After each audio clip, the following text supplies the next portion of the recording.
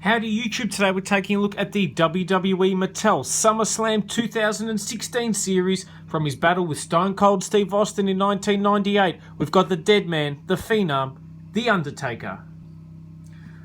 I am an absolute sucker when it comes to Undertaker figures, so when I saw this guy had come out, absolutely no questions, I had to pick him up. I'm going to use this review obviously to talk about this guy, but I'll also give you an updated Undertaker figure collection snapshot as well. I'll show you guys some of the ones I've currently got on display. Hopefully you'll find some of them pretty cool. In terms of this figure, I really love it. The packaging, I like the SummerSlam logo, the blue Undertaker name there. I'm not a fan of like the cartoon caricature drawn Undertaker. I really am not a fan of that. The actual Undertaker itself, fantastic. This is just before he turned into the Ministry of Darkness Undertaker, so I really wanted that attire, and I don't think, and I could be wrong, I don't think Mattel have released a basic version of that Undertaker as yet with this attire. So if they have, please let me know in the comments below, but to my knowledge I don't think they have, so this makes this the first Undertaker of its kind, so very excited to get it opened up and out of packaging. In terms of the back, other figures in the SummerSlam series, we've got the British Bulldog, Batista, and Hacksaw Jim Duggan.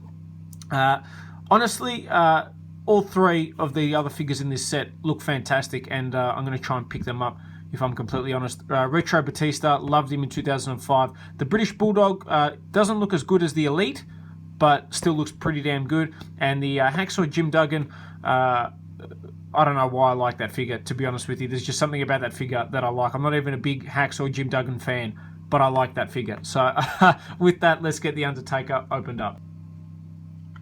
Okay, and here we have the Undertaker opened up and out of packaging, and honestly, it is a pretty cool figure. I'll bring it forward so you guys can take a look at the face.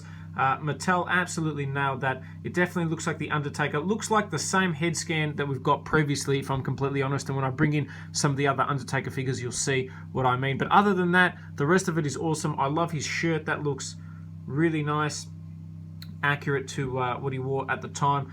The retro Undertaker logo on the side. Big fan of that. One thing that looks a little cheap and a little crummy is, and I guess it shows you how Mattel do the tattoos, I suppose, but you can see the detail on the arm tattoos there. They've actually gone over the black, so obviously the tattoos are one of the last things they actually put on the figure. So it's kind of cool to get that insight into the figure itself. Kind of cool details there. Mattel have definitely really improved their tattoo detailing. That is one thing I will give them full credit for. Not just Undertaker, but a lot of their figures lately have been really good with the accuracy of their tattoos. Taking a look there. One thing I like too is the detail of getting the coloured tattoo in there. They stopped doing that for a while, so they've brought it back. That makes me very happy. Good attention to detail. A solid figure. In terms of articulation, ball jointed head, ball jointed arm, swivel bicep, bend at the elbow, swivel in the wrist, swivel waist, swivel leg, bend at the knee, swivel in the boot, swivel in the ankle. So your standard basic series articulation, but definitely a cool looking figure. Okay, so if we run through in some sort of chronological order, first up we've got the Elite from the Wrestlemania 31 or 32 series, I believe 31. We've got the old school debut Undertaker. This is a fantastic figure, lots of great detail on it. I have reviewed him individually, but great articulation. Really a big fan of this particular Undertaker. Then we come to what came out this time, either last year or the year before, and again, I thought it was the same head scan. It is basically very similar, if you guys can see that, but there seems to be a lot more detail on this newer one, so that's quite good. You can see obviously the absence of tattoos. One thing that personally I find very interesting is just how different the tattoos are. I kind of always assumed they were the same. If you look at the forearms here, they're completely different, and same on the other side as well. But again, this SummerSlam Undertaker is also a crazy cool figure. I was a big fan of Undertaker in his purple attire, and Mattel definitely did that justice with this figure. They're bringing this guy out with the Phantom of the Opera mask as an Elite, which is just a repack of one that has been going for crazy money on eBay. Why has it been going for crazy money? I have no clue. Mainly because the opera mask, I suppose. But even then, that's, to me, one of the worst appearances of Undertaker. Next up, of course, we get the SummerSlam 98 Undertaker, if we're going through in chronological order. Shortly before one of my favourite versions of Undertaker, and that is, of course, the Ministry of Darkness. Huge fan of this Undertaker figure. San Diego Comic-Con, absolutely outstanding. They've re-released him as well. Definitely a great figure. After that, we've got Big Evil, the Red Devil, the Undertaker, American Badass, a very rare figure, very hard to get figure.